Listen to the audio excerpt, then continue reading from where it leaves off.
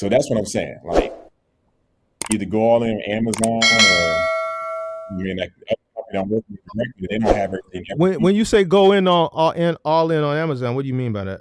it's all or nothing with them. You can make good money with Amazon, but you gotta be all So or nothing. what happens if they what happens if they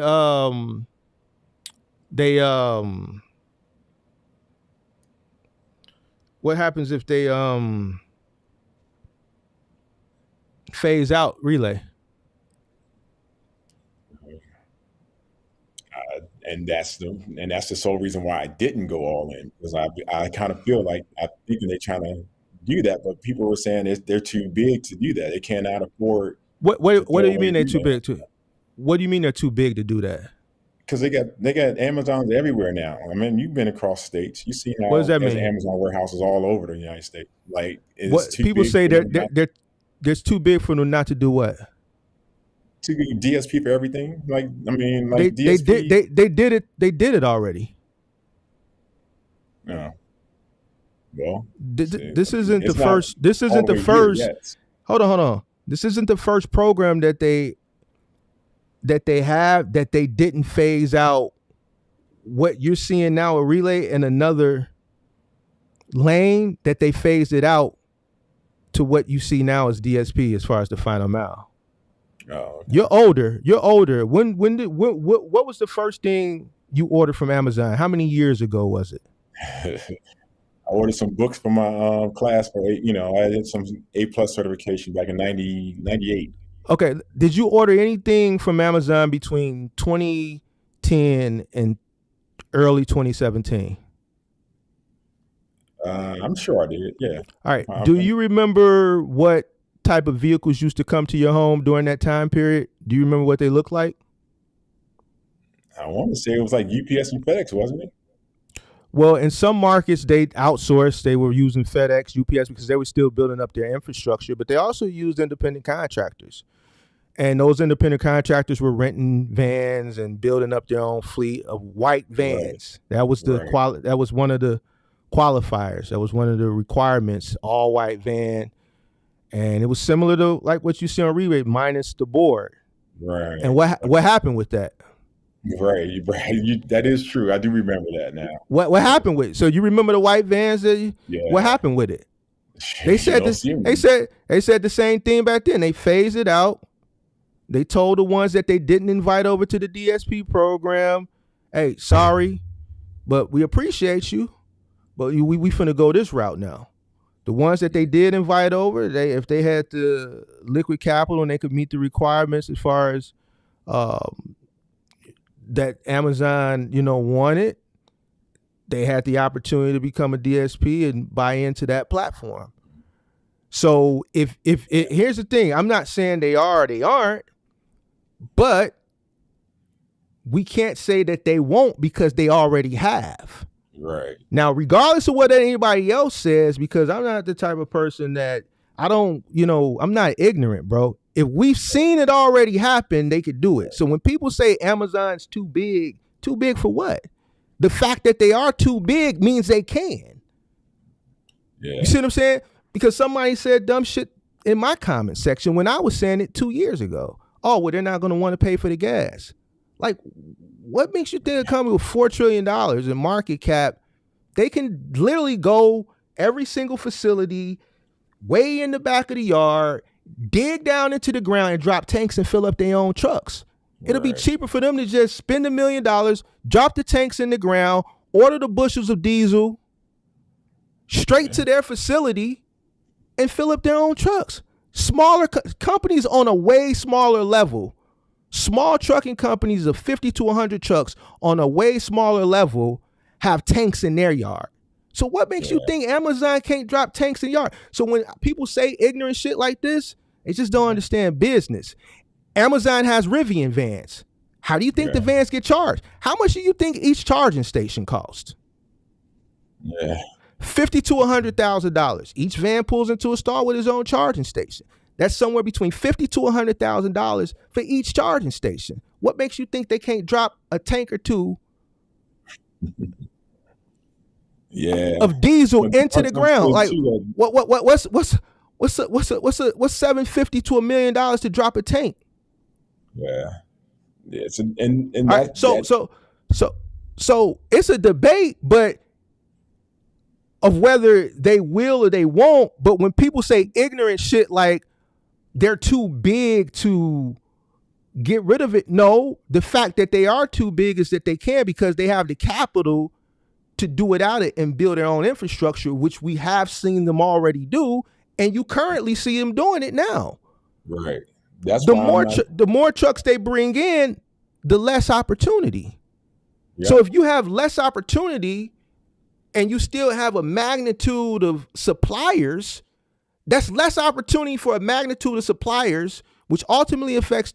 So, bro, like I can get it. I can go on and go on and on, but to ignorant people, they just gonna fight it because they don't understand business. So what happens is when the shit finally happens, like it did in 2017, 2018 with the final mouse, with that, you get a bunch of people left holding the bag, and then they fucking they stand around looking crazy. Right. When the whole time you see these shits pulling up. Yeah, that's what I was like. I'm seeing more and more. Yesterday, for the first time, I've been in Baltimore. So they all up in that joint. They're like 4 or 5 of them joints in the lane now. Like so. What makes you think they don't need anybody? Yeah. It's one of the largest market cap companies in the country. It's only a matter of time if they're gonna start using all DSP, I believe. They're doing it slowly but surely, but a matter of time, it's gonna hit. Who knows when, but here's the thing. They may still keep it on a small level, but still, here's the thing, and this is what also gives me when people say shit like that. Okay, let's say they do keep it. It's not going to be to the magnitude that it once was.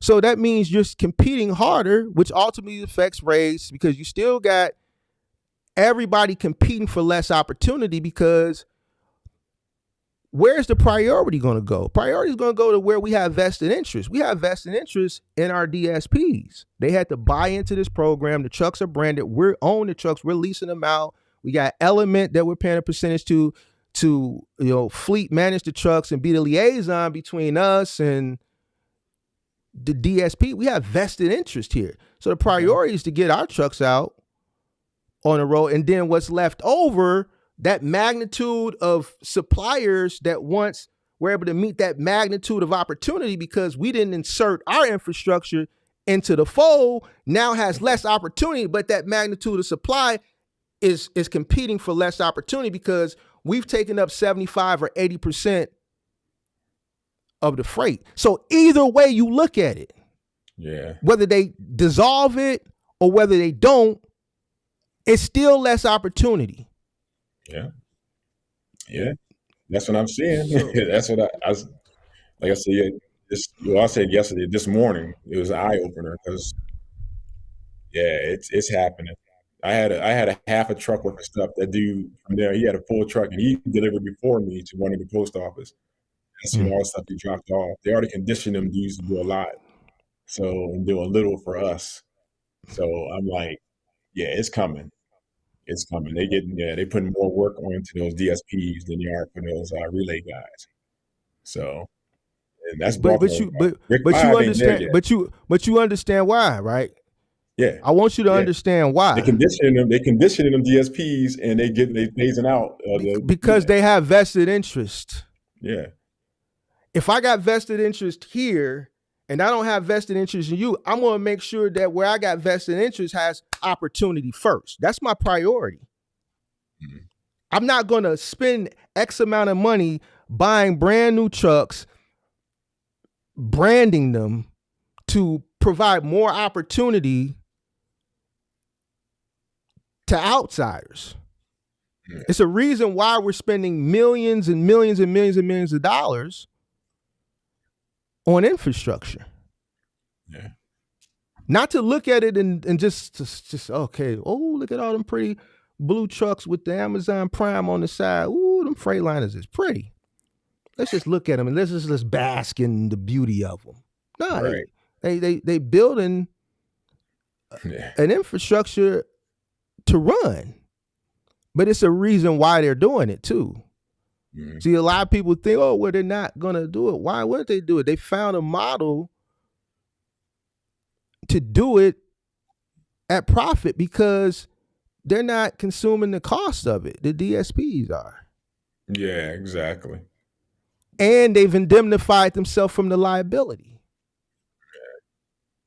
Yeah. So, and hold on. And here's the beautiful thing about it. We've indemnified ourselves from the liability, but we control the whole thing. Right. Because we can't control you. Right.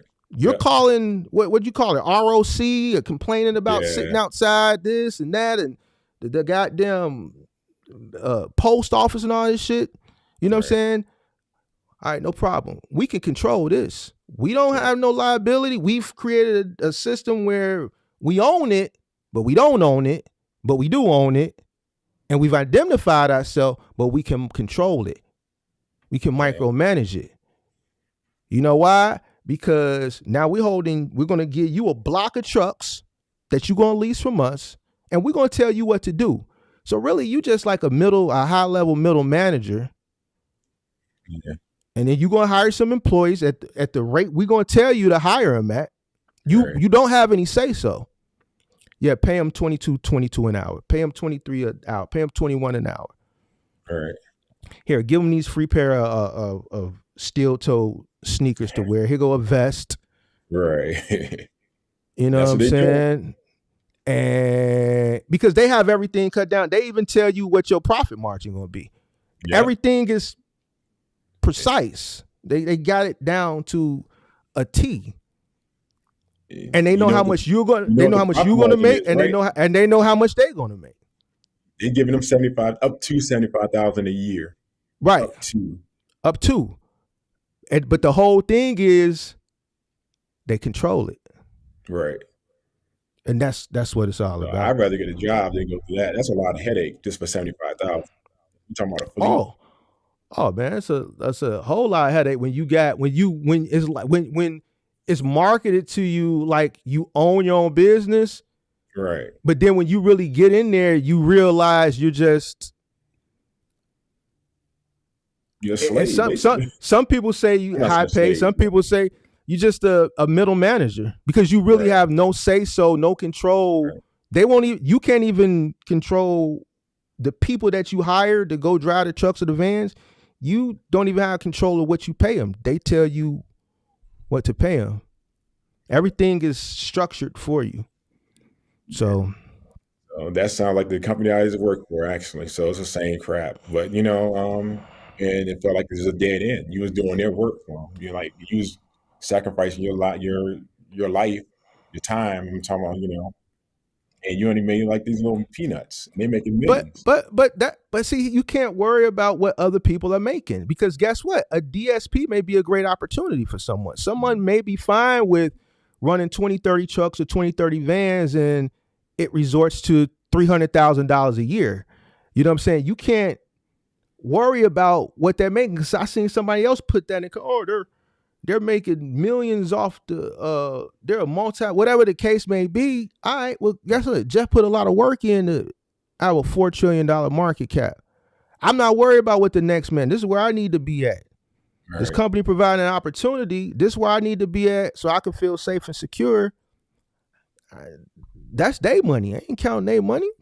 Yeah. You see what I'm saying? So whether they making it or not, at the end of the day, you know what their main priority is? The customers or the shareholders, really. Yeah. Revenue and the shareholders.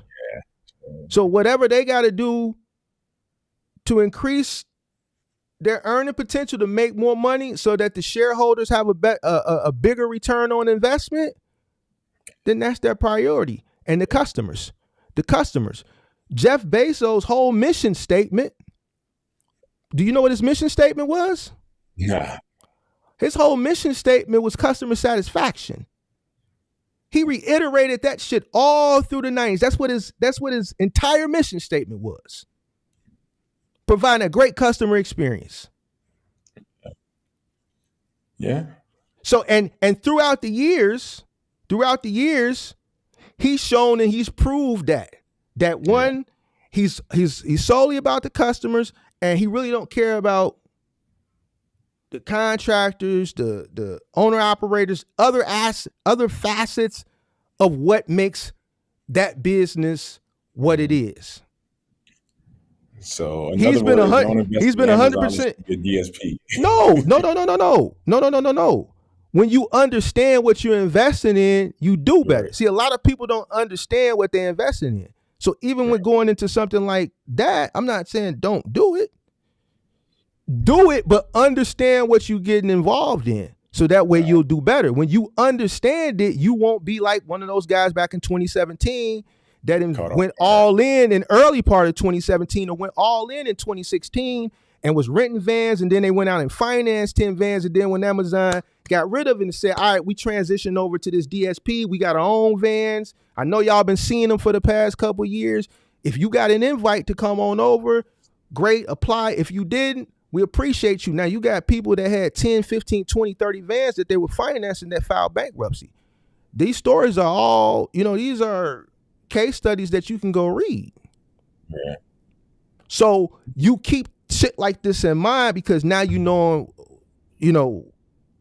what you're getting into and you know where this company can go. So that way you don't, every decision that you make going forward, you're going to think about it. All right, well, what if this happens? Should I go all in? Should I proceed this with caution?